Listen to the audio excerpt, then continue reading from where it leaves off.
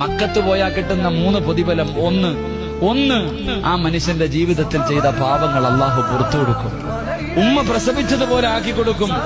2 മക്കത്ത് പോയവർക്കൊക്കെ അറിയാം, എത്ര സുഖമില്ലാത്ത മനുഷ്യനും അവിടെ ചെന്നാ അവൻ ആരോഗ്യം കിട്ടുമെന്ന് നബിയുനാ റസൂലുള്ളാഹി.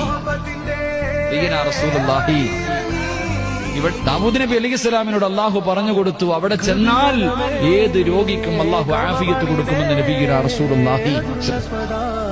3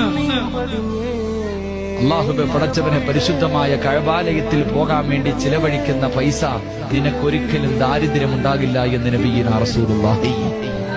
മുടക്കി എന്ന് പറഞ്ഞിട്ട് നീ ഇവനെ പേടിക്കണ്ട. അള്ളാഹുവിന്റെ കഅബാലയത്തിൽ പോകാൻ പൈസ മുടക്കിയിട്ടുണ്ടെങ്കിൽ നീ പേടിക്കണ്ട. നിന്റെ ജീവിതത്തിൽ ഒരിക്കലും ഒരുത്തന്റെ മുന്നിലും കൈനീട്ടേണ്ട ഗതി അള്ളാഹു നിനക്ക് തരില്ലെന്ന് നബിയുനാ റസൂലുള്ളാഹി സ്വല്ലല്ലാഹു അലൈഹി വസല്ലം. അള്ളാഹു അവിടെ എത്താൻ ഭാഗ്യം നൽകി അനുഗ്രഹിക്കും.